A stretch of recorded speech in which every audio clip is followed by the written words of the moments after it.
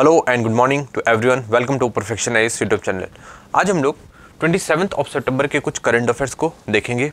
कुछ एक टॉपिक्स लिए हैं मैंने, सारे टॉपिक्स बहुत ही ज़्यादा इंपॉर्टेंट हैं जो कि आपके एग्जाम परस्पेक्टिव से इंपॉर्टेंट हो सकते हैं। ठीक है, तो एक एक करके देखना स्टार्ट करेंगे। कुछ नेशनल थे और कुछ इंटरनेशनल टॉपिक्स थे। उससे पहले एक बार हम लोग 26 सितंबर में जो हम लोगों ने पढ़ा उसको एक बार हम लोग रिवाइज कर लेते हैं ताकि आपकी चीज़ें दिमाग में फिर से आ जाए। ठीक है, आपको भी सेम इसी तरीके से रिवीजन करते हुए चल रहा है, शॉर्ट्स नोट्स बनाते हुए चल रहे हैं। ठीक है, पहला क्या है, लापता लेडीज़ के बारे में मैंने पढ़ाया था आपको। ठीक है, कि इसकी ऑस्कर में एंट्री हो चुकी है। वीनस मिशन 2028 में लॉन्च होने वाला है और कुछ मिशंस के बारे में बताया था, वो देख लीजिएगा। थर्ड, रेलवेज के बारे में, गुड्स ट्रेन सबसे ज़्यादा पैसे आते हैं कहाँ से, गुड्स ट्रेन से, उससे कम पैसेंजर ट्रेन से और सबसे ज़्यादा कम प्लेटफॉर्म टिकट से आते हैं। ठीक है, चेस ओलंपियाड के बारे में बताया था कि इसमें हमने गोल्ड जीता। एसपी धरकार के बारे में बताया था कि ये इंडियन एयरफोर्स एफ कर लीजिएगा, इंडियन एयरफोर्स के वाइस एयर चीफ बन चुके हैं। एशिया पावर इंडेक्स में बताया था मैंने आपको कि इंडिया की रैंक कितनी आई है, थर्ड आई है। बेल के बारे में कुछ मैंने आपको डिफरेंस बताया था। ठीक है, कि इंटरिम बेल क्या होता है, एंटीसिपेटरी बेल क्या होती है और रेगुलर बेल क्या होती है, उसे देख लेना इंपॉर्टेंट है। नेक्स्ट है इंडिया ऑस्ट्रेलिया के बारे में, सेका एग्रीमेंट होने वाला है, हो सकता है इससे रिलेटेड बातें चल रही है। ठीक है, ऑलरेडी मैं बहुत अच्छी तरीके से बता चुका हूँ। टैपा एग्रीमेंट के बारे में बताया, उसे भी जाकर देख लीजिएगा। अपाचे हेलीकॉप्टर के बारे में बताया था कि ये बोइंग यूएसए से रिलेटेड है। अश्विनी वैष्णव से रिलेटेड कुछ चीज़ें बताई थी, वो देख लीजिएगा वीडियो में। नेक्स्ट है JNK इलेक्शन से रिलेटेड 15 ऑब्जर्वर आए हैं। ठीक है, सेम सेक्स मैरिज किसने अलाउ की, थाईलैंड में की सबसे पहली बार किसने, साउथ ईस्ट एशिया में सबसे पहली कंट्री थाईलैंड में नहीं अलाउ करने वाली है। एरिक गरसाती के बारे में भी कुछ चीज़ें बताई थी जो कि US एम्बेसडर टू इंडिया है। ठीक है, तो ये सारी चीज़ें हमने कल कवर की थी। जिसने भी मेरी वीडियो देखी होगी ये पढ़ के अभी तक समझ गया होगा, सारी चीज़ें याद आ गई होंगी। ठीक है, फिर देख लीजिए इकोनॉमिक स्टिमुलस का कॉन्सेप्ट क्या था, चाइना में बताया था मैंने आपको। ठीक है, कि इंजेक्ट करे जाते हैं, कितने इकोनॉमी में पैसे इंजेक्ट किए जाते हैं। बांग्लादेश के बारे में कुछ बताया था। तुवालू आइलैंड सिंक करते जा रहा है और इसलिए ये UN में पहुंचने वाले किस चीज़ को लेके कि हमारी बाउंड्री को फिक्स कर दी जाए, क्योंकि अगर हम डूबते ही गए तो हमारी बाउंड्री क्या कम करते जाओगे क्या। तो ये पहुँच के ये तुवालू आइलैंड कहाँ जाने वाला है, UN में जाने वाला है। फिर हरिनी अमारा सूर्या के बारे में बताया था जो कि PM बन चुकी है श्रीलंका की। फूमियो किशिदा के बारे में बताया था जिसमें मैंने आपको समझाया था कि जापान का किसके साथ कन्फ्लिक्ट है, रशिया के साथ और चाइना के साथ, कौन सा आइलैंड्स के लिए कन्फ्लिक्ट है। फिर इजराइल हिजबुल्लाह के बारे में कुछ बताया था। और फिर PM मोदी और जेलेंस्की की मीटिंग के रिलेटेड कुछ चीज़ें मैंने आपको बताई थी। ठीक है, तो सारी चीज़ें क्लियर हुई कि नहीं हुई। ठीक है, अब हम लोग आज ही लेक्चर को स्टार्ट करने वाले हैं। आज का लेक्चर क्या था, आज का लेक्चर था एम्स दरभंगा से रिलेटेड। क्या देख लीजिए, एम्स दरभंगा मतलब दरभंगा में अब एक नया एम्स खुलने वाला है, ये चीज़ आप ध्यान रखेंगे। और ये बिहार का दूसरा एम होगा। ठीक है, एम्स होगा। पहला एम्स का अस्पताल कहाँ पे है, पटना में है, ये चीज़ आप ध्यान रखेंगे। और इस एम्स का जो दरभंगा में खुलने वाला है उसके लिए कॉन्ट्रैक्ट किसने लिया है, HSCC ने लिया है। ठीक है, अब HSCC क्या है, ये बस NBCC का एक फर्म है, ये चीज़ आप ध्यान रखना। ठीक है, इसी का पार्ट है। अब आप सोच रहे होंगे सर ये NBCC क्या है, तो NBCC के बारे में समझ लीजिए कि ये बस एक कंपनी है जो कि पब्लिक ओन कंपनी है, गवर्नमेंट ऑफ इंडिया की खुद की कंपनी है जो कि बिल्डिंग या कंस्ट्रक्शन से रिलेटेड कुछ चीज़ें देखती है। ठीक है, तो ये चीज़ आपको ध्यान रखनी है। इसको 1261 करोड़ का प्रोजेक्ट मिल चुका है दरभंगा में एम्स बनाने के लिए, तो ये चीज़ आप ध्यान रखेंगे। अगर क्वेश्चन आएगा कि एम्स कहाँ बनने वाला है तो दरभंगा बनने वाला है। और किसने उसका प्रोजेक्ट लिया है, तो HSCC ने लिया है जो कि एक आर्म है किसका, NBCC का। NBCC क्या है, ये गवर्नमेंट ऑफ इंडिया की एक कंपनी है, ये चीज़ आप ध्यान रखेंगे। ठीक है, चीज़ें क्लियर हुई कि नहीं हुई, इतनी क्लियर होगी ना। अब हम लोग आगे बढ़ेंगे। नेक्स्ट क्या है, नेक्स्ट है इन्वेस्ट बिहार। अब इन्वेस्ट बिहार से रिलेटेड कॉल दी किसने दी, नीतीश मिश्रा ने। ठीक है, अब नीतीश मिश्रा कौन है, ये मिनिस्टर है बिहार गवर्नमेंट में, डिपार्टमेंट ऑफ इंडस्ट्रीज के। ठीक है, ये चीज़ आपको ध्यान रखना है। इन्होंने कॉल दी है इन्वेस्ट बिहार की, किसमें, वर्ल्ड फूड इंडिया। अब इसके बारे में ऑलरेडी आपको बता चुका हूँ कि ये 19 से 22 सितंबर के बीच में, 19 से 22 सितंबर के बीच में चला है। ठीक है, किस मिनिस्ट्री ने ऑर्गेनाइज किया है उसके बारे में बताया था। और उसके ही जो हेड है वो कौन है, चिराग पासवान जी है, ये भी आपको याद रखना है। ठीक है, ये चीज़ आपको याद रखनी है। तो इन्वेस्ट बिहार से रिलेटेड कॉल दिया किसने, नीतीश मिश्रा ने, ये चीज़ आप ध्यान रखना। यहाँ से एक चीज़ इंपॉर्टेंट हो सकती है। ठीक है, एक तो इंडस्ट्रियल पॉलिसी बिहार, ठीक है, इंडस्ट्रियल पॉलिसी बिहार, और अभी अभी एक एक्सपोर्ट प्रमोशन पॉलिसी भी लॉन्च हुई है बिहार की 2024 की। इन दोनों के बारे में अच्छे से पढ़ लीजिएगा, बिहार स्पेशल का पार्ट है। ठीक है, यहाँ से क्वेश्चन आने के बहुत ही ज़्यादा चांसेस है। अभी अभी लॉन्च हुई है एक्सपोर्ट प्रमोशन पॉलिसी, उसके बारे में देख लीजिएगा। नेक्स्ट है UNSC रिफॉर्म से रिलेटेड। अब इसमें क्या है, एक बार देख लेते हैं हम लोग। UNSC के बारे में मैं ऑलरेडी आपको बता चुका हूँ कि इंडिया का क्या टेक रहा है। ठीक है, इंडिया क्या चाहता है UNSC में, इंडिया चाहता है रिफॉर्म। ठीक है, तो इसके लिए हमने कुछ ग्रुपिंग बना रखे हैं, उसके बारे में मैंने आपको बताया था कि UNSC की ग्रुपिंग है, UNSC की ग्रुप है G4 से रिलेटेड। ठीक है, तो G4 से रिलेटेड एक ग्रुप बताया था मैंने आपको, और एक बताया था कॉफ़ी क्लब। ठीक है, अब एक बार इसको हम लोग फिर से पढ़ लेते हैं, G4 क्या है और कॉफ़ी क्लब क्या है। ठीक है, तो G4 है 4 कंट्रीज का ग्रुप। कौन कौन सी कंट्री, जर्मनी, ठीक है, इंडिया, ब्राज़ील और जापान, ठीक है। अभी चारों कंट्री क्या करती है, एक दूसरे को सपोर्ट करती है किस चीज़ में, कि हम लोग को चाहिए परमानेंट सीट चाहिए किसमें, यूनाइटेड नेशन सिक्योरिटी काउंसिल में, ठीक है। इनका कहना है कि यूएन में रिफॉर्म्स होने चाहिए, ठीक है, यूएन में रिफॉर्म्स होने चाहिए और सिक्योरिटी काउंसिल में भी, और सिक्योरिटी काउंसिल में भी परमानेंट मेंबर्स में भी और नॉन परमानेंट मेंबर्स में भी सीट्स को बढ़ाई जानी चाहिए, ठीक है। मतलब इनको क्या चाहिए कि परमानेंट मेंबर्स की भी सीट बढ़े और नॉन परमानेंट मेंबर्स की भी सीट बढ़े। किसका कहना है, G4 नेशन का कहना है, ये चीज़ आपको ध्यान रखना है। G4 नेशन में कौन है, जर्मनी, इंडिया, ब्राज़ील और जापान, ठीक है। अब कुछ जलन के मारे या जो भी हो, ठीक है, एक दूसरा ग्रुप खड़ा हो गया। वो दूसरा ग्रुप का नाम क्या था, दूसरे ग्रुप का नाम है कॉफ़ी क्लब, ठीक है, ये आपको ध्यान रखना है। दूसरे ग्रुप का नाम है कॉफ़ी क्लब, जो कि किसके अगेंस्ट में खड़ा हो गया, G4 के अगेंस्ट में खड़ा हो गया, जिसका कहना है कि नहीं, कोई भी रिफॉर्म नहीं होना चाहिए, जैसा अभी है यूनाइटेड नेशन सिक्योरिटी काउंसिल वो बेस्ट है, अब उसको वैसे का वैसे ही रहने दो, कुछ भी चेंजेस नहीं करो, नहीं तो बहुत प्रॉब्लम आएगी, ठीक है। अब उसमें कौन सी कंट्रीज है, कंट्री जैसे है होगी पाकिस्तान जो कि इंडिया के खिलाफ बोलती रहती है, ठीक है। अर्जेंटीना होगी जो बोलती है कि ब्राज़ील को नहीं होना चाहिए, ठीक है। तो इस टाइप की कुछ कंट्री, फिर इटली भी आ गई, ठीक है। तो इस टाइप की कंट्री जो है वो सारी मिलके कॉफ़ी क्लब इन्होंने बना लिया और ये कहते हैं कि नहीं, यूनाइटेड नेशन सिक्योरिटी काउंसिल जैसा है वैसे ही रहने दो, कुछ भी ज़्यादा चेंजेस नहीं करो, ठीक है। तो अब आपको समझ में आ गया G4 के बारे में। मैंने आपको बता दिया किससे रिलेटेड है, यूनाइटेड नेशन सिक्योरिटी काउंसिल में रिफॉर्म से रिलेटेड है, ठीक है। फिर मैंने आपको बता दिया कॉफ़ी क्लब से रिलेटेड, ठीक है, कॉफ़ी क्लब भी यूनाइटेड नेशन सिक्योरिटी काउंसिल में रिफॉर्म नहीं होने से रिलेटेड है। अब एक और आपको ग्रुप नाम याद रखना है, ठीक है, उसका नाम है L69, ठीक है।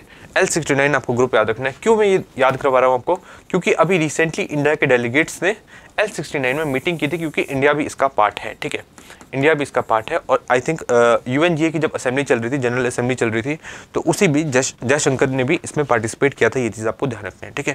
अब L69 में क्या होता है, ये ग्रुप ऑफ कंट्रीज़ है, कितनी कंट्री का, 32 डेवलपिंग नेशंस का ये ग्रुप है, जो कि क्या चाहती है कि यूनाइटेड नेशन सिक्योरिटी काउंसिल में चेंजेस होना चाहिए, कुछ रिफॉर्म्स होने चाहिए, ठीक है। और इनका भी कहना सेम ही है कि जो आपकी परमानेंट सीट है और जो आपकी नॉन परमानेंट सीट है, परमानेंट सीट कितनी होती है, 5 सीट हो गई, नॉन परमानेंट सीट 10 हो गई, ठीक है, इनको बढ़ाई जाए, ठीक है।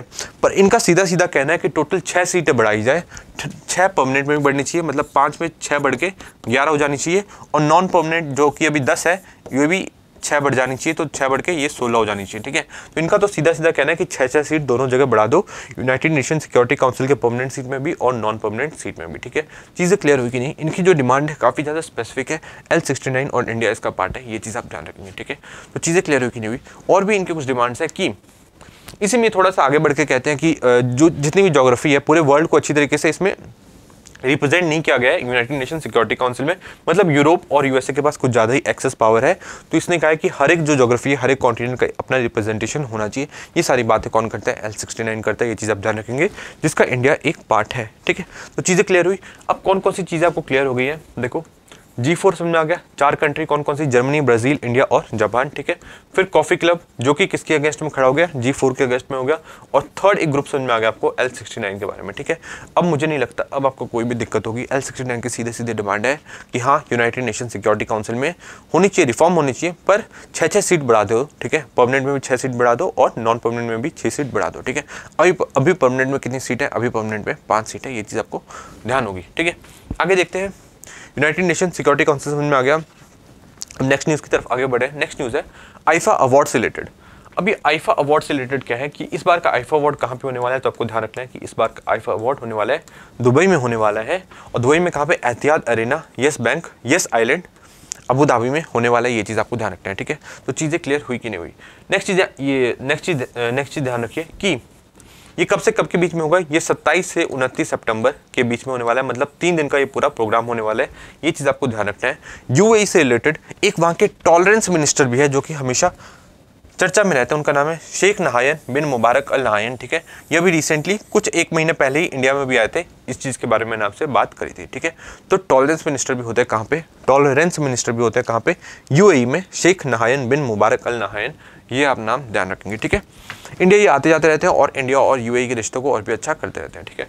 नेक्स्ट है परम रुद्रा सुपर कंप्यूटर। अब ये न्यूज़ में क्यों है, इसके बारे में समझिए कि प्राइम मिनिस्टर मोदी ने अभी रिसेंटली 3 परम रुद्रा सुपर कंप्यूटर को लॉन्च किया है, अनवील किया है, ये आप ध्यान रखेंगे। ठीक है, 3 परम रुद्रा सुपर कंप्यूटर को लॉन्च किया, अनवील किया, आप ध्यान रखेंगे। सुपर कंप्यूटर का मेन काम क्या होता है? इसका काम होता है रिसर्च से रिलेटेड, कॉम्प्लेक्स कैलकुलेशन को करने से रिलेटेड इसका क्या काम होता है सुपर कंप्यूटर का, जो काम नॉर्मल कंप्यूटर नहीं कर सकता। ये चीज़ आपको ध्यान रखना है। ठीक है, तो 3 रुद्रा सुपर कंप्यूटर अनवील हुए। कहाँ पे, कौन कौन से स्टेट में लगने वाले हैं? तो एक तो लगेगा पुणे में, एक लगेगा दिल्ली में और एक रहेगा कोलकाता में। ये चीज़ आप ध्यान रखेंगे। ठीक है, तो पुणे, दिल्ली और कोलकाता है, पुणे, दिल्ली एंड कोलकाता, ये चीज़ आप ध्यान रखेंगे। 3 परम रुद्रा सुपर कंप्यूटर। अब क्वेश्चन आ सकता है कि इंडिया का पहला सुपर कंप्यूटर कौन सा था? तो इंडिया का जो पहला सुपर कंप्यूटर था वो था परम 8000। ठीक है, परम 8000, ये आप ध्यान रखेंगे। परम 8000 इंडिया का पहला सुपर कंप्यूटर था, ये चीज़ आपको ध्यान रखनी है। फिर इसके बाद 9000 वाली सीरीज आई इसकी, फिर 10,000 वाली सीरीज आई, पर वो आपको ध्यान नहीं रखना। ये ध्यान रखना है कि परम 8000 पहला था। सेकंड आपको ये ध्यान रखना है कि अभी इंडिया का सबसे पावरफुल सुपर कंप्यूटर कौन सा है? तो आपको ध्यान रखना है ऐरावत। ठीक है, नाम से याद रहेगा, ऐरावत इंडिया का सबसे पावरफुल सुपर कंप्यूटर, ये आपको ध्यान रखना है। और थर्ड चीज़ एक और ध्यान रखना है कि बिहार का पहला सुपर कंप्यूटर क्या है, जो कि अभी अभी लगा है, उसका नाम क्या है? परम बुद्धा। ठीक है, क्या है? परम बुद्धा। ये आप ध्यान रखेंगे क्योंकि ये इस साल ही लगा है। ठीक है, तो आपको ध्यान रखना है परम बुद्धा लगा है, 4.5 करोड़ की कीमत से लगाया गया था। ये चीज़ आपको ध्यान रखना है। ठीक है, तो चीज़ें समझ में आई कि नहीं आई? सारे चीज़ें इंपॉर्टेंट है, देख लो।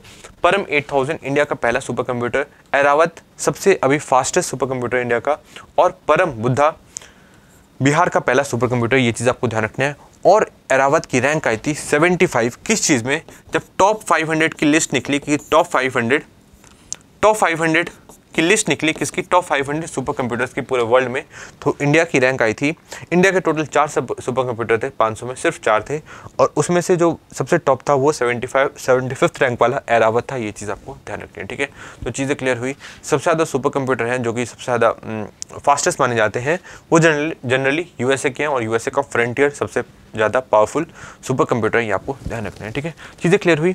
एक और चीज़ देख लीजिए कि परम 8000 को किसने बनाया था? तो इसको सीडेक पुणे ने बनाया था, ये भी देख लीजिए। ठीक है, सीडेक पुणे ने बनाया था।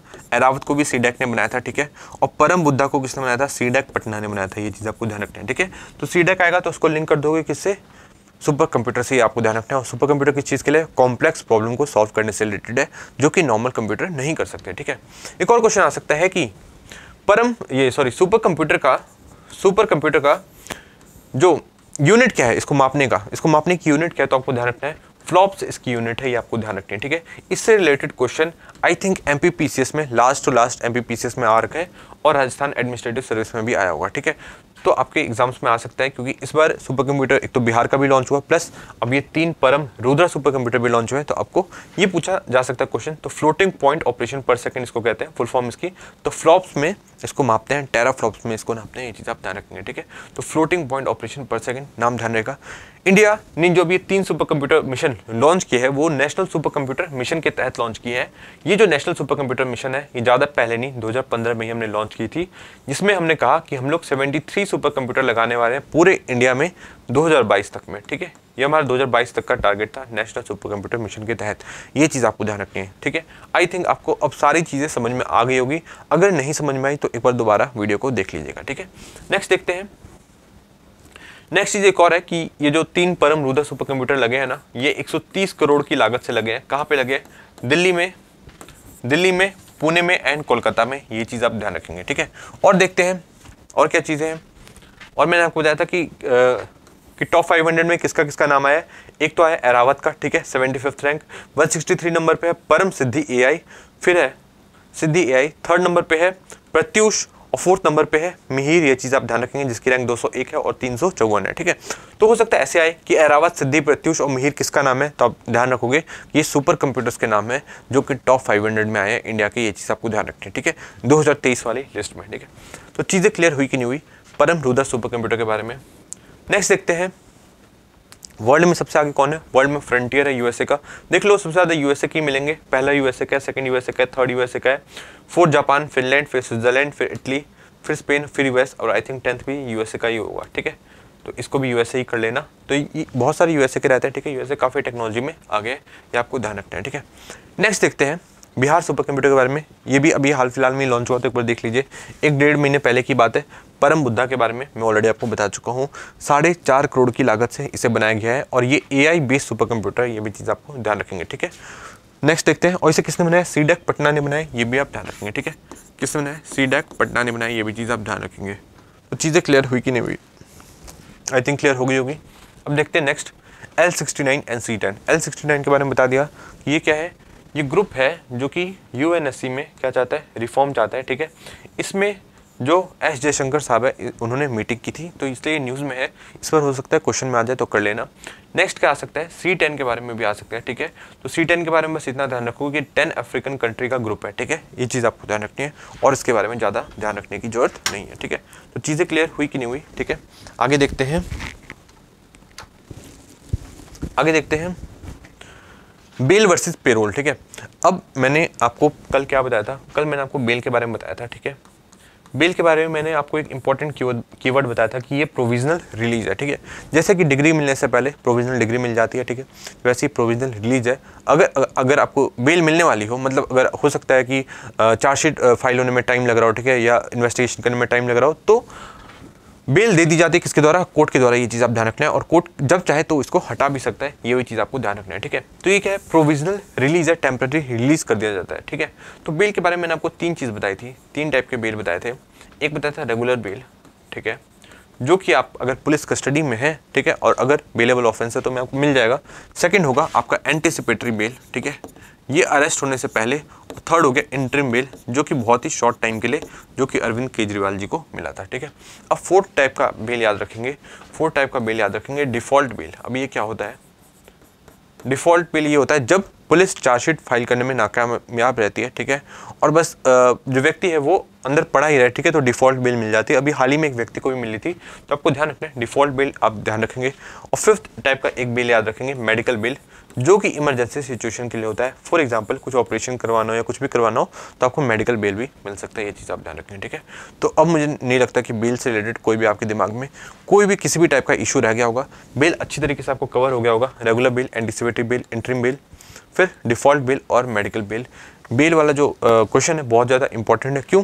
क्योंकि इस टाइप के क्वेश्चन ऑलरेडी आ चुके हैं अलग अलग पीसीएस एग्जामिनेशन में, और यूपीएससी भी पूछ चुका है, पुलिस कस्टडी और जुडिशियल कस्टडी के ऊपर क्वेश्चन पूछ चुका है पिछले ईयर ही, ठीक है। तो ये चीज़ आपको ध्यान रखना है, ठीक है। नेक्स्ट देख लीजिए, बेल वर्सेस पेरोल। अब सोचोगे सर बेल तो समझ में आ गया, पर ये पेरोल क्या होता है इसके बारे में बता दो।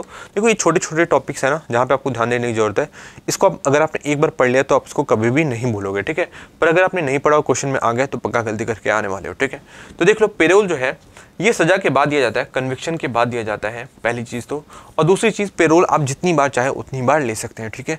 और पेरोल में क्या होता है कि कोई इमरजेंसी सिचुएशन आ गई, कोई भी इमरजेंसी सिचुएशन आ गई, या कभी पढ़ाई के बहाने भी हो जाता है, ठीक है, कभी इलाज के बहाने या कुछ भी बहाने लगा के, या जो भी चीज़ है, कोई ज़रूरी काम हो गया, शादी हो गया, ठीक है, किसी भी मामले में आप पेरोल लेने जा सकते हैं, और जितनी बार चाहे उतनी बार जाकर पेरोल ले सकते हैं, ठीक है।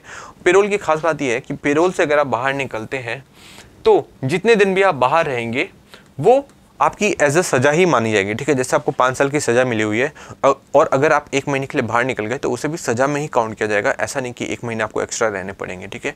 तो ये चीज़ आपको ध्यान रखनी है पेरोल के बारे में। तो सारी चीज़ें क्लियर हुई, बेल और पेरोल में डिफरेंस समझ में आया। पेरोल आप जितनी बार चाहें उतनी बार जाके पेरोल ले सकते हैं, ये चीज़ आपको ध्यान रखनी है, ठीक है। क्लियरिटी मिली थोड़ी। नेक्स्ट देखते हैं, नेक्स्ट है डिजिटल अरेस्ट से रिलेटेड। अब मुझे लगता है ये मोस्ट इंपॉर्टेंट क्वेश्चन है, और ये पक्का आ सकता है आपके बीपीएससी में इस बार, और यूपीएससी में भी आने की बहुत संभावना है, क्योंकि ये जो कीवर्ड है ये लास्ट ईयर ही 2023 के लास्ट से, और 2024 में तो प्राइमरली ही ये न्यूज़ में बनता आ रहा है, ठीक है। तो मुझे लगता है यूपीएससी इस बार इसको क्वेश्चन पूछेगा, ठीक है। बीपीएससी भी पूछ सकता है, तो एक बार आप इसको देख लो, डिजिटल अरेस्ट क्या होता है, ठीक है। डिजिटल अरेस्ट में क्या होता है कि एक एक फ्रॉडस्टर, साइबर क्रिमिनल क्या करता है, अपने आप को दिखाता है कि वो कोई बड़ा पुलिस वाला है, कोई अथॉरिटी वाला पर्सन है, ठीक है, या बोलेगा कि मैं सीबीआई से बोल रहा हूँ, या मैं ईडी से बोल रहा हूँ, या मैं एनआईए से बोल रहा हूँ, ठीक है। और आप कुछ गलत काम में पकड़े गए हो, या आपके घर वाले कुछ पकड़े गए हैं, आपने कुछ गलत ट्रांजैक्शन करी है, और आपको फिर आपको बहुत डराया धमकाया जाएगा, ठीक है। फिर अगर आप बचने की कोशिश करोगे तो आपको क्या कहा जाएगा कि आप इतने रुपये दे दो, ठीक है, फिर हम लोग केस जो भी है आप खेला बंद कर देंगे, ठीक है, चुपके से बंद कर देंगे, और ये कह के ठगी कर ली जाती है तो आपको ध्यान रखना है डिजिटल अरेस्ट उसे ही कहते हैं, ठीक है। इससे पहले मैंने आपको एक कीवर्ड बताया था ग्रीन वॉशिंग के बारे में। इस कीवर्ड से भी ऑलरेडी क्वेश्चन पूछा जा चुका है, यूपीएससी में बता दिया था कि वो क्या था, फेक क्लेम था। किस चीज़ के लिए? कि हम लोग बहुत ज़्यादा एनवायरमेंट फ्रेंडली है उस चीज़ के लिए, ठीक है। फेक क्लेम करना उसे क्या कहेंगे? ग्रीन वॉशिंग है, अलग अलग कंपनीज करती है। तो डिजिटल अरेस्ट इस बार आ सकता है, ठीक है, क्योंकि कीवर्ड से रिलेटेड यूपीएससी बीपीएससी क्वेश्चन पूछ लेते हैं, ठीक है। तो डिजिटल अरेस्ट क्लियर हो गया। इसमें क्या होता है, साइबर क्राइम क्रिमिनल जो होते हैं वो दिखाते हैं कि हम लोग लॉ एनफोर्समेंट ऑफिशियल्स हैं और आपके खिलाफ कुछ कार्रवाई हो सकती है, उससे पहले आप पैसे दे दो, ठीक है। ये चीज़ आपको ध्यान रखनी है। नेक्स्ट है सीपीआईएम के बारे में। तो ये न्यूज़ में इसलिए हमेशा बना रहता है क्योंकि एक तो आपको ध्यान रखना है कि इसके दो इंपॉर्टेंट लीडर, एक तो थे सीताराम येचूरी और एमएम लॉरेंस, इन दोनों की मौत हो चुकी है, ठीक है। दोनों ही सीपीआईएम से। ज़्यादा जानने की जरूरत नहीं है, इतना जानने की जरूरत है कि 1964 में इसकी स्थापना हुई थी और 1964 में ही विश्व हिंदू परिषद की भी स्थापना हुई है। ये चीज़ आपको ध्यान रखनी है। और सीपीआईएम सीपीआई से अलग है, उससे ही निकल के बना है, ये चीज़ आपको ध्यान रखनी है। सीपीआई की स्थापना 1925 में होती है, ये चीज़ आपको ध्यान रखना है। पर सीपीआई के कुछ लीडर्स है वो बोलते हैं कि नहीं, हमारी स्थापना तो 1920 में ही हो गई थी। पर आपको ऑफिशियली ये ध्यान रखना है कि 1925 में इसकी स्थापना हुई है, ये चीज़ आप ध्यान रखेंगे, ठीक है। चीज़ें क्लियर हुई। नेक्स्ट देखिए नार्को टेस्ट से रिलेटेड, इससे रिलेटेड कुछ बातें मैं ऑलरेडी कर चुका हूँ। अभी आपको क्या ध्यान रखना है ये देखो। नार्को टेस्ट में क्या होता है कि हम लोग जो भी पर्सन है जिसका भी हमें नार्को टेस्ट करना है, उसके बॉडी के अंदर हम लोग कुछ लिक्विड को इंजेक्ट करते हैं। तो जो फ्लूइड होता है, जिस फ्लूइड को इंजेक्ट करते हैं, वो फ्लूइड का नाम क्या है? उस फ्लूइड का नाम है सोडियम पेंथेनॉल। ये आपको ध्यान रखना है, सोडियम पेंथेनॉल आपको ध्यान रखना है। और इसी सोडियम पेंथेनॉल को हम क्या कहते हैं? ट्रुथ सीरम भी कहते हैं। क्यों? क्योंकि इसे लगाने के बाद बंदा इतना अनकॉन्शियस हो जाता है, ठीक है, वो जो व्यक्ति है इतना ज़्यादा अनकॉन्शियस हो जाता है कि वो झूठ ही नहीं बोल पाता, ठीक है। जब वो झूठ नहीं बोलेगा तो मतलब जो भी बोलेगा वो सच ही बोलेगा, इसलिए इसे ट्रुथ सीरम भी कहते हैं, ठीक है। तो क्वेश्चन आ गया कि इसमें से ट्रुथ सीरम कौन सा है? तो सोडियम पेंथेनॉल लगा देना, ठीक है। एक तो क्योंकि नार्को टेस्ट और पॉलीग्राफ टेस्ट ये सब क्या हो रहे थे, बहुत ज़्यादा न्यूज़ में भी थे इस बार आरजीकर हॉस्पिटल की वजह से, और इस बार फिर से नार्को टेस्ट के लिए बोल दिया किसको? पुलिस ऑफिसर को। तो ये चीज़ आपको ध्यान रखना है सोडियम पेंथेनॉल के बारे में, ठीक है। चीज़ें क्लियर हुई कि नहीं हुई? इससे रिलेटेड मैंने आपको कुछ केसेस बताए थे, एक बार आप पुराने लेक्चर में जाकर देखोगे। अभी के लिए ये जानो कि सोडियम पेंथेनॉल हो गया, ये अलग है किससे? पॉलीग्राफ टेस्ट से। पॉलीग्राफ टेस्ट में क्या होता है? पॉलीग्राफ टेस्ट को ही हम लोग लाई डिटेक्टर टेस्ट भी कहते हैं, ठीक है। पॉलीग्राफ टेस्ट में क्या होता है? पॉलीग्राफ टेस्ट में क्या होता है कि पूरी बॉडी से आपको वायरस से जोड़ दिया जाता है, ठीक है। उसमें अलग अलग इक्विपमेंट से आपकी जो बॉडी है अंदर से किस टाइप से फंक्शन करे उसको ऑब्जर्व किया जाता है, ठीक है। और यह बिलीव किया जाता है कि अगर आप झूठ बोलेंगे तो कुछ सोचेंगे, ठीक है, तो उस सोचने से ही बायोलॉजिकल चेंजेस होगी। तो उस बायोलॉजिकल चेंजेस को ऑब्जर्व किया जाता है, उस वेव्स को ऑब्जर्व किया जाता है और अंदाजा लगा लिया जाता है कि आप झूठ बोल रहे हैं, ठीक है। अब इन दोनों की ये कितने परसेंट सच है, कितने परसेंट एफिशिएंट है, इसकी कोई गारंटी नहीं है, इसलिए कोर्ट इसको एडमिसिबल नहीं मानता, मतलब कोर्ट इसको नहीं मानता, ठीक है। आप नार्को टेस्ट में कुछ ही बुलवा लो, कोर्ट उसको नहीं मानने वाला है। पर हाँ, अगर आप इसके बेसिस पे कुछ एविडेंस ढूंढने में कामयाब रहे, फॉर एग्जाम्पल कि अगर उस व्यक्ति ने बोला कि हाँ मैंने चाकू मार के उस व्यक्ति को चाकू मार के जाके झाड़ियों में चाकू को छुपा दिया है और झाड़ियों में सच में चाकू मिल गया, तो आपको क्या करना है? उसे एक एविडेंस के तौर पे कोर्ट में आप प्रस्तुत कर सकते हैं। ये चीज़ आपको ध्यान रखनी है, ठीक है। इससे रिलेटेड मैंने कुछ आपको जजमेंट्स भी बताए थे, उसे आप जाकर देख लेंगे, ठीक है। समझ में आ गए नार्को टेस्ट के बारे में और पॉलीग्राफ टेस्ट के बारे में। और ये ब्रेन मैपिंग से अलग है, ब्रेन मैपिंग अलग चीज़ है, इसके बारे में भी ऑलरेडी मैं बता चुका हूँ, ठीक है। तो नार्को टेस्ट समझ में आ गया, सोडियम पेंथेनॉल। और सोडियम पेंथेनॉल क्या करता है? ये एक डिप्रेसेंट की तरह काम करता है, ये भी चीज़ आप ध्यान रखेंगे। डिप्रेसेंट की तरह काम करता है सेंट्रल नर्वस सिस्टम पे, ठीक है। ये डिप्रेसेंट की तरह काम करेगा सेंट्रल नर्वस सिस्टम पे, और अब आपको इस हालत में ले आएगा कि आप झूठ बोल ही ना पाए, ठीक है। आप जो भी बोलेंगे सच ही बोलेंगे। समझ में आई चीज़ें? नेक्स्ट देखते हैं, नेक्स्ट क्या है? India peace. अब ये क्या है? इंडिया बातें कर रहा है किससे? रशिया से भी एंड यूक्रेन से भी, और इन्फॉर्मेशन आपस में शेयर कर रहा है एक दूसरे की कंट्री के साथ। अब इंडिया ऐसा कह रहा है, मतलब एस जयशंकर साहब कह रहे हैं कि इंडिया ये काम कर रहा है और ये काम करना हर कंट्री के बस की नहीं है, और ये बात सच भी है, ठीक है। सारी कंट्री, दोनों कंट्री से बात नहीं कर सकती। नेक्स्ट देखते हैं सेम सेक्स मैरिज से रिलेटेड, ठीक है। अब जो मैंने आपको कल पढ़ाया था उसे हम लोग को थोड़ा सा अपग्रेड करना है, अपने आप को थोड़ा सा ऊपर बढ़ाना है, ठीक है। कल मैंने आपको क्या बताया था कि थाईलैंड साउथ ईस्ट एशिया की पहली कंट्री बन गई है, साउथ ईस्ट एशिया की पहली कंट्री बन गई है जिसने अलाउ कर दिया है सेम सेक्स मैरिज को, ठीक है। लीगल कर दिया किसको? सेम सेक्स मैरिज को। ये आप ध्यान रखेंगे, ठीक है। अब आपको ध्यान रखना है साउथ एशिया की पहली कंट्री कौन सी है, तो आपको ध्यान रखना है नेपाल है, ये चीज़ आप ध्यान रखेंगे। इंडिया में अलाउ नहीं है, ये चीज़ आप ध्यान रखेंगे, ठीक है। इंडिया में सेम सेक्स मैरिज अलाउ नहीं है, जापान में भी अलाउ नहीं है, ताइवान में अलाउ है, ऑस्ट्रेलिया में अलाउ है, तो आपको ये चीज़ ध्यान रखना है, ये सारी जो कंट्रीज़ है उसमें अलाउ है। और साउथ एशिया में नेपाल ही एक ऐसी कंट्री है जिसने अलाउ कर रखा है सेम सेक्स मैरिज को, वो भी हाल फिलहाल में किया था। तो कब किया था? 2023 के आसपास ही किया था, जब एक कपल ने शादी कर ली थी और उसको लीगली वैलिड मान लिया गया था। ठीक है, तो चीज़ें आप ध्यान रखोगे कि नहीं रखोगे। ठीक है, इस तरीके से ही आपको पढ़ाई करनी है।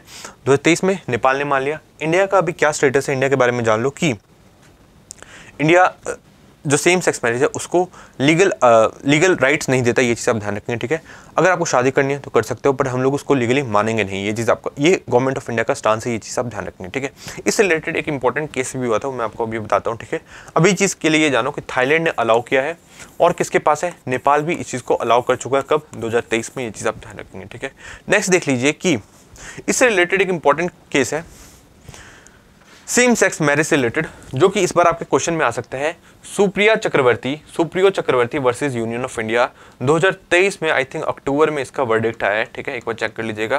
2023 में अक्टूबर में इसका वर्डिक्ट आया। इसमें क्या कहा गया? इसमें दो बातें कही गई कि एक तो सेम सेक्स मैरिज को हम लोग अलाउ नहीं करेंगे। ठीक है, सेम सेक्स मैरिज को हम लोग अलाउ नहीं करेंगे, मतलब प्रेजेंटली इंडिया में सेम सेक्स मैरिज अलाउ नहीं है। आपको करना है कर लो, पर हम लोग उसको मानेंगे नहीं, लीगली नहीं मानेंगे। करना चाहो तो जो करना चाहो तो कर सकते हो, पर हम लोग उसको मानेंगे नहीं। अगर बाई चांस आगे कभी मानना भी पड़ा तो उसके लिए कानून बनाया जाएगा, और वो कानून बनाने की अथॉरिटी पार्लियामेंट के पास है, ना कि हमारे पास। तो कोर्ट कभी भी दखल नहीं देगा इस मामले में, पार्लियामेंट ही डिसाइड करेगी कि सेम सेक्स मैरिज होना चाहिए कि नहीं होना चाहिए। और जिस टाइप की हमारी पार्लियामेंट है, ठीक है, मुझे तो नहीं लगता कि सेम सेक्स मैरिज को अलाउ किया भी जाएगा कभी। ठीक है, और आपका क्या इस पर राय है वो भी आप मुझे नीचे कमेंट सेक्शन में बता सकते हैं। तो कोर्ट ने क्या कहा कि पार्लियामेंट अथॉरिटी है किस चीज़ को चेक करने के लिए कि सेम सेक्स मैरिज के ऊपर कानून बनेगा कि नहीं बनेगा। कोर्ट इसमें कभी भी दखल नहीं देने वाला है, इसलिए सेम सेक्स मैरिज किसने अलाउ नहीं किया? सुप्रीम कोर्ट ने अलाउ नहीं किया। ठीक है, सेकंड चीज़ आपको ध्यान रखनी है इसी बारे में, सेम सेक्स मैरिज से रिलेटेड की right to marry, supreme court ने बोला, सुप्रीम कोर्ट के जो 5 जज की बेंच बैठी थी उन्होंने अनएनिमस, ठीक है, मतलब अकेले, मतलब पांचों ने एक साथ मिलकर सेम बात रिपीट करी कि राइट टू मैरी एक फंडामेंटल राइट नहीं है। ठीक है, ये एक फंडामेंटल राइट नहीं है।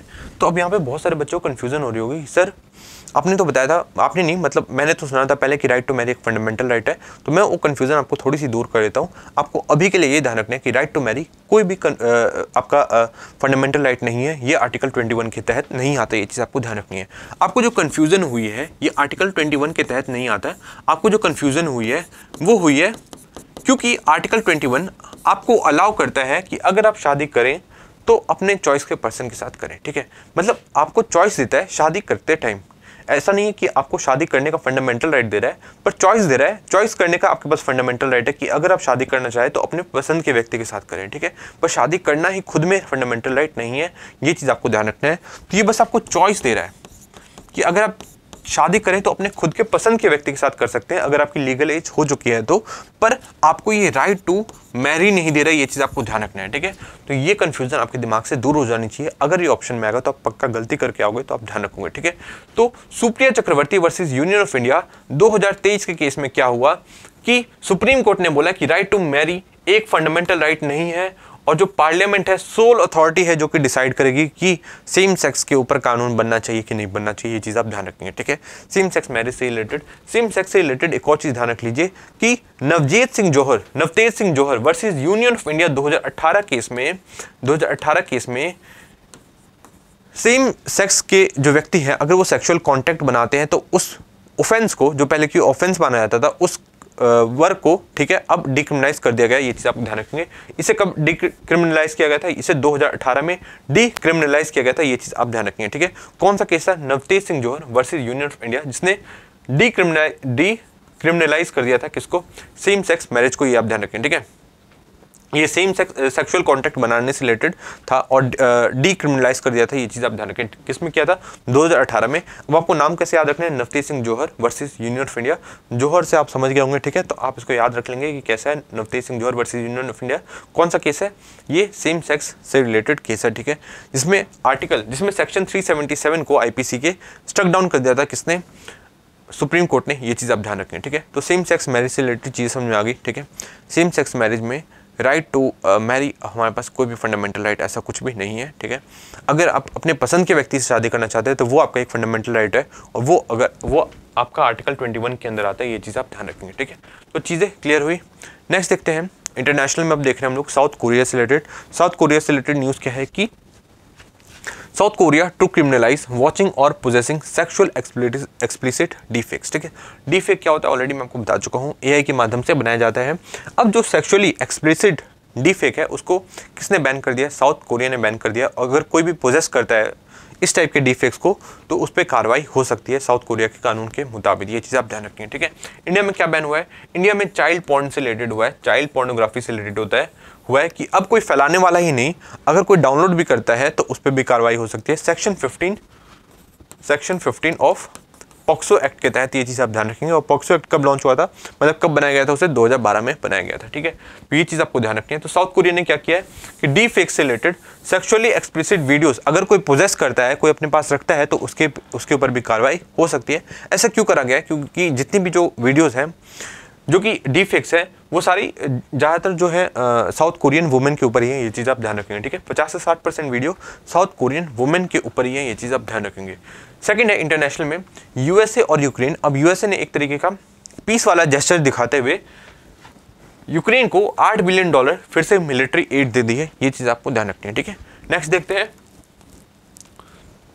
नेक्स्ट है न्यूक्लियर वेपन से रिलेटेड। अब क्या है कि क्वेश्चन क्या आएगा कि अभी कौन सा ऐसी कंट्री है, अभी ऐसी कौन सी कंट्री जिसने अपना न्यूक्लियर डॉक्ट्रिन चेंज कर दिया है? तो आप चुपचाप लगा के आ जाएंगे किस पे सबसे ज़्यादा कार्रवाई हो रही है। सबसे ज़्यादा रशिया पे कार्रवाई हो रही है।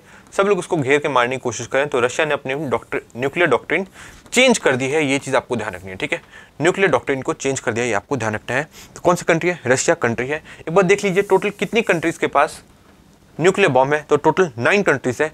1 2 3 4 5 6 7 8 9। ठीक है, टोटल 9 कंट्रीज़ के पास है क्या है?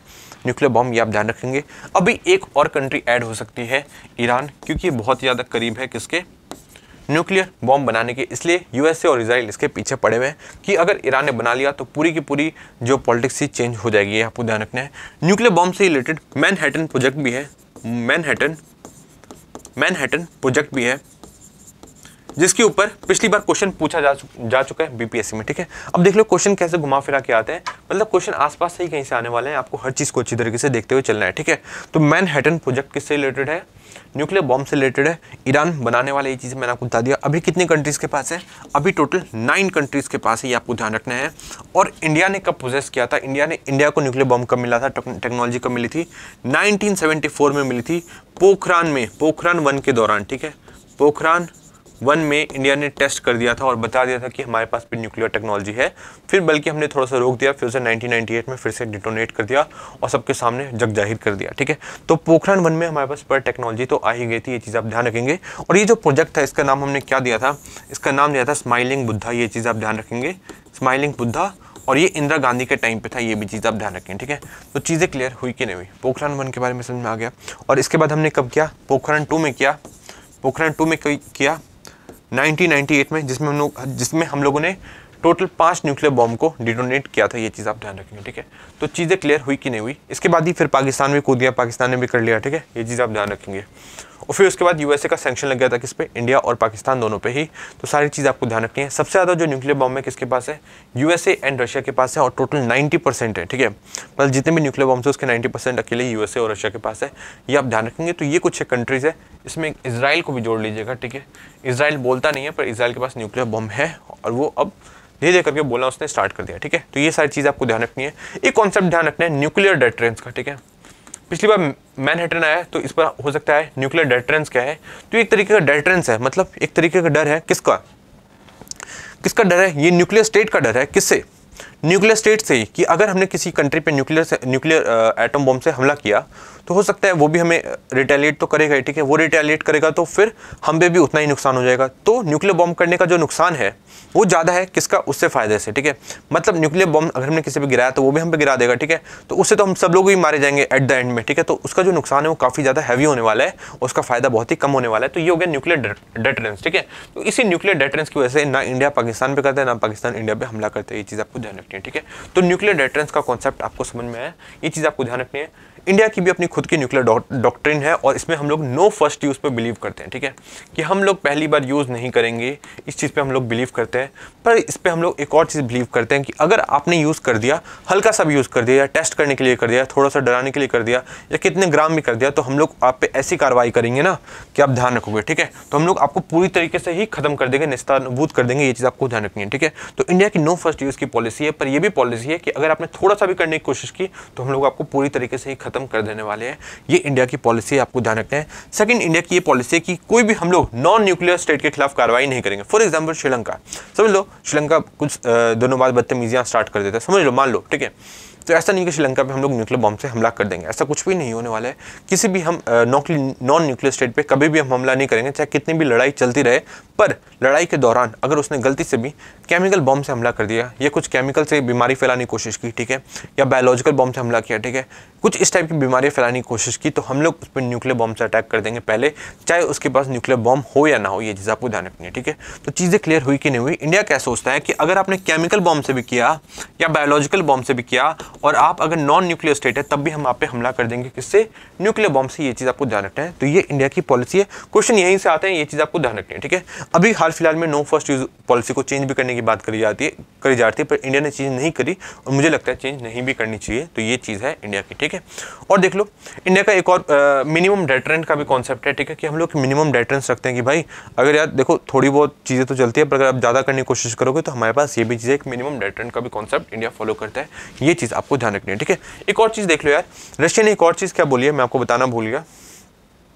रशिया ने एक और चीज़ ये बोली है कि अगर कोई कंट्री है, नॉन न्यूक्लियर कंट्री है, ठीक है, अगर वो हम पे हमला कर रहा है और वो किसके कहने पे कर रहा है? एक न्यूक्लियर कंट्री के कहने पे कर रहा है, तो हम लोग क्या मानेंगे? हम लोग ये मानेंगे कि आप दोनों मिलके जॉइंटली हम पे हमला कर रहे हो, ठीक है। उस केस में हम आप पे न्यूक्लियर बॉम्ब से अटैक कर देंगे, ठीक है। ये चीज़ आपको ध्यान रखनी है। तो रशिया ने काफ़ी ज़्यादा अपनी पॉलिसी को एक कानून बना दिया, और जब रशिया कानून बनाता है तो उसे फॉलो भी करता है। ये चीज़ आपको ध्यान रखनी है, ठीक है। तो चीज़ें क्लियर हुई कि नहीं हुई? आई थिंक सारे कॉन्सेप्ट क्लियर हो गए होंगे न्यूक्लियर बॉम्ब से रिलेटेड। इससे रिलेटेड ऑलरेडी क्वेश्चन आ चुका है। तो आज की वीडियो को यहीं पे समाप्त करते हैं। मैं मान के चल रहा हूँ, मैं आशा करता हूँ कि आपको वीडियो अच्छी लगी है। अगर वीडियो अच्छी लगी है तो आप नीचे कमेंट सेक्शन में जरूर बताएंगे, और अगर आपका कोई भी क्वेश्चन है तो आप वो भी जरूर बताएंगे, ठीक है। तो इसी के साथ आज की वीडियो को समाप्त करते हैं। Thank you so much.